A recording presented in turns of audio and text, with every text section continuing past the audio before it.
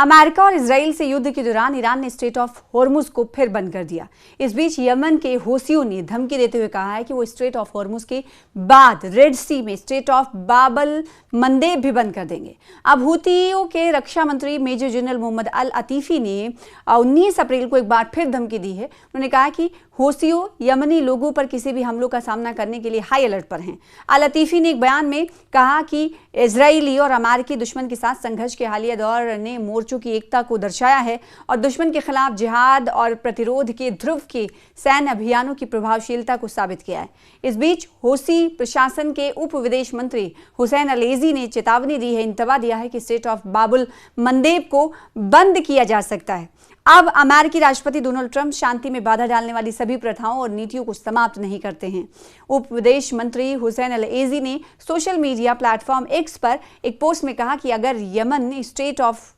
बाबुल मंदेब को बंद करने का फैसला करता है तो पूरी मानव जाति और इसे खोलने में पूरी तरह से असमर्थ होंगे। उन्होंने आगे कहा कि इसलिए कि ट्रंप और सहयोगी दुनिया के लिए सबसे अच्छा है कि वो तुरंत उन सभी प्रथाओं और नीतियों को समाप्त करें जो शांति में बाधा डालती हैं और हमारे लोगों और राष्ट्र के अधिकारों के प्रति आवश्यक सम्मान दिखाएं। स्ट्रेट ऑफ बाबुल मंदेब रेड सी को अदन की खाड़ी से जोड़ता है और ये एक प्रमुख शिपिंग चेक पॉइंट है जो समुद्री यातायात को स्वेज नहर के ओर निर्देशित करता है। अपने सबसे संकरे बिंदु पर यह 29 किलोमीटर यानी 18 मील चौड़ा है जो आने और जाने वाले जहाज़ों के लिए यातायात को 2 चैनलों तक सीमित करता है। ये वैश्विक समुद्री माल ढुलाई के लिए दुनिया के सबसे महत्वपूर्ण मार्गों में से एक है और ख़ास तौर पर खाड़ी से भूमध्य सागर तक कच्चे तेल और अन्य ईंधनों के साथ ही एशिया जाने वाले सामानों के लिए, जिसमें रूसी तेल भी शामिल है। इससे पहले 28 मार्च को यमन से इजराइल की ओर एक मिसाइल दागी गई थी। इजराइल रक्षा बलों यानी आईडीएफ के मुताबिक ये हमला ऑपरेशन रोरिंग लायन शुरू होने के 1 महीने बाद हूती विद्रोहियों द्वारा किया गया पहला हमला था। तो इस तरीके से आप देख सकते हैं और ये अंदाज़ा लगा सकते हैं कि किस तरीके से पहले टेंशन थोड़ा सा कम हुआ तो हमने देखा था कि स्ट्रेट ऑफ हॉर्मुज को खोला गया और फिर उसके बाद स्ट्रेट ऑफ हॉर्मुज को बंद कर दिया गया है और इस पर सभी की निगाहें टिकी हुई हैं कि आने वाले दिनों में होगा क्या। दूसरी तरफ ये भी खदशात का इजहार किया जा रहा है कि जो मुज़ाकरात हुए थे वो मुज़ाकरात अभी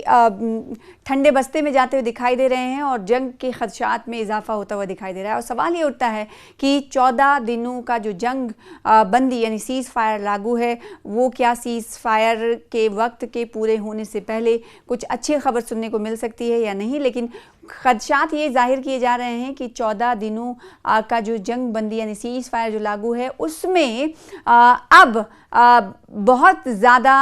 इम्कान नहीं दिखाई दे रहा है कि अब हालात ठीक होंगे, क्योंकि जब स्ट्रेट ऑफ हॉर्मुज खुल गया था तो उस वक्त लग रहा था कि अब शायद हालात नॉर्मल हों और दोनों देशों के दरमियान यानी अमेरिका और ईरान के बीच जो बातचीत चल रही है वो सही सिमत में जाते हुए दिखाई देगी। लेकिन स्ट्रेट ऑफ हॉर्मुज फिर बंद हो गया, बंद कर दिया ईरान ने। उसके बाद आपको बताएं कि अब ये अंदाज़ा लगाया जा सकता है कि जिस तरीके से कहा जा रहा था कि कहीं ना कहीं हालात अब बेहतर होंगे तो उसके इम्कान थोड़े कम नज़र आ रहे हैं और साथ ही साथ ये जाहिर हो रहा है इस बात से कि हो सकता है जो हालात हैं वो मज़ीद कशीदा हों, क्योंकि स्ट्रेट ऑफ हॉर्मुज जब खुला था तब जो जानकार हैं वो जानकारों के मुताबिक कि स्ट्रेट ऑफ हॉर्मुज के खोले जाने से जो दोनों ममालिक हैं उनके दरमियान जो कशीदगी है वो थोड़ी कम हुई है और पाकिस्तान के मीडिएशन के बाद ऐसा लगने लगा था कि दोनों के दरमियान कुछ हद तक बात बनती हुई नज़र आ रही, लेकिन स्ट्रेट ऑफ हॉर्मुज फिर से बंद कर दिया गया है। ऐसे में ये सवाल उठ रहा है कि जो इस्लामाबाद में बातचीत हुई थी उसका क्या खातिर खा बहुत हद तक कोई सल्यूशन निकलता हुआ दिखाई दे रहा है या नहीं, ये जानकार कई तरह के सवाल खड़े कर रहे हैं। तो दूसरी तरफ आपको बताएं कि हौसियों की तरफ से एक चेतावनी दी गई है, एक अलर्ट दिया गया पोटेंशियल अटैक के हवाले से कि अमेरिका और इजराइल से युद्ध के दौरान ईरान ने स्ट्रेट ऑफ हॉर्मुज को बंद कर दिया था। आपको मालूम है, जैसा कि अब से कुछ देर पहले हमने आपको बताया। तो इस बीच बड़ी धमकी कहीं ना कहीं हौसियों की तरफ से दी गई है। कहा गया कि स्ट्रेट ऑफ हॉर्मुज तो हॉर्मुज ही है, स्ट्रेट ऑफ हॉर्मुज के हवाले से ईरान तो फैसला ले ही रहा है, लेकिन हौसियों ने एक कदम और आगे बढ़ते हुए कहा है कि रेड सी में स्ट्रेट ऑफ बाबुल मंदेब भी है, वो हम बंद कर देंगे। अब सवाल ये उठ रहा है कि जिस तरीके से दुनिया की नज़र इन दोनों ममालिक के दरमियान सीज़ फायर पर टिकी हुई कि आने वाले दिनों में ये सीज़ फायर और आगे बढ़ता है या नहीं, और दूसरी तरफ ये कि 14 दिनों का जो सीज़ फायर उसमें चंद दिन ही बाकी रह गए हैं, क्या उससे पहले कोई और फैसला अहम हो सकता है। दूसरी तरफ हम ये जानते हैं कि पाकिस्तान लगातार कोशिशें कर रहा है, मीडिएशन कर रहा है। मीडिएटर पाकिस्तान के अब हमने देखा है कि उनके मंदुबीन कई ममालिक का दौरा भी कर रहे हैं। ऐसे में सवाल उठ रहा है कि जो अमेरिका और ईरान के दरमियान इस वक्त सीज़ फायर लागू है, क्या वो आने वाले दिनों में आगे और बढ़ेगा या फिर हालात और ज़्यादा ख़राब होते हुए दिखाई देंगे, क्योंकि कई ऐसे रिपोर्ट्स हैं वो ये बता रहे हैं कि मौजूदा वक्त में जिस तरीके से सीज़ फायर लागू है, लेकिन अमेरिका की तरफ से जो कहा जा रहा है कि यूरेनियम इनरिचमेंट का कोई हक नहीं रखता ईरान, और उस पर हमने देखा कि ईरानी सदर मसूद पेज़ेश्कियान की तरफ से एक धमकी भरे अल्फाज में कहा गया कि कोई हक अमेरिका नहीं रखता जौहरी हथियार को बनाने को लेकर ईरान, क्योंकि ईरान अपने पैरों पर खड़ा होना चाहता है और अमेरिका की धमकी को बार बार वो कुचल देगा। और मौजूदा वक्त में जो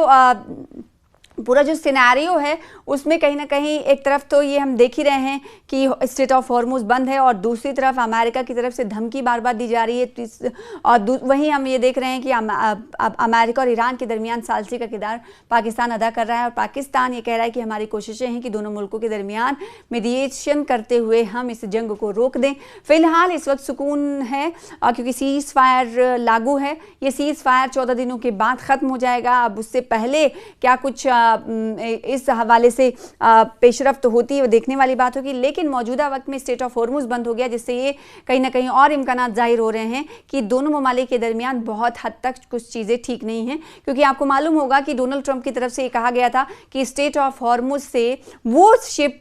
वो जहाज़ जो टोल टैक्स देकर गुजरेंगे वो अमेरिका की नेवी उन्हें रोक देगी। और ऐसे में हमने देखा कि जो अमेरिकी सदर हैं, राष्ट्रपति हैं डोनाल्ड ट्रंप, उनकी धमकी ही रह गई, इसका खातिर खा असर दिखाई नहीं दिया। और दूसरी तरफ कहीं ना कहीं अब हौसियों की तरफ से एक बड़ा इंतबाह, बड़ी धमकी दी गई है कि ना सिर्फ स्ट्रेट ऑफ हॉर्मुज बल्कि स्ट्रेट ऑफ बाबुल मंदेब भी हम बंद कर देंगे। ये हौसी विद्रोहियों के रक्षा मंत्री हैं मेजर जनरल मोहम्मद अल अतीफ़ी, उन्होंने 19 अप्रैल को एक बार फिर से धमकी दी है। तो ऐसे में अंदाज़ा लगाया जा सकता है कि जहां एक तरफ कोशिश की गई है पूरी तरीके से कि स्ट्रेट ऑफ हॉर्मुज को हम बंद रखेंगे, और इस कहीं ना कहीं ईरान अपनी छाप छोड़ रहा है और उस छाप को गहराता हुआ दिखाई दे रहा है। तो कहीं उधर ईरान के साथ हौसी भी खड़े होते दिखाई दे रहे हैं कि अगर इस हवाले से और ईरान पर धमकी आमेज अल्फाज का इस्तेमाल किया जाता है तो पीछे हटने वाले नहीं हैं। रेड सी में बाबुल मंदेब को भी वो निशाना बना सकते हैं। यमनी लोगों पर किसी भी हमले का सामना करने के लिए हाई अलर्ट पर हौसी हैं, ये कहना है रक्षा मंत्री का। अल लतीफ़ी ने एक बयान में कहा है कि जो ज़ियोनिस्ट हैं और अमेरिकी दुश्मन के साथ संघर्ष के हालिया दौर ने मोर्चों की एकता को दर्शाया है और दुश्मन के खिलाफ जिहाद और प्रतिरोध के ध्रुव के सैन्य अभियानों की प्रभावशीलता को साबित किया है। इस बीच हौसियों के उप विदेश मंत्री हुसैन अल-एज़ी ने चेतावनी दी है कि स्ट्रेट ऑफ बाबुल मंदेब, जैसा कि हमने आपको अब से कुछ देर पहले बताया कि स्ट्रेट ऑफ बाबुल मंदेब को बंद किया जा सकता है, यानी हौसी भी धमकी दे रहे हैं। ऐसे में ईरान का पक्ष जो है मजबूत होते हुए दिखाई दे रहा है, लेकिन सवाल ये उठता है कि 14 दिनों की जो जंग बंदी सीज़ फायर लागू है, क्या आने वाले दिनों में और ये सीज़ फायर लागू रहने वाला है या उससे पहले बेहतर हालात होंगे या फिर हालात और ख़राब होंगे, ये आने वाला वक्त ही बताएगा।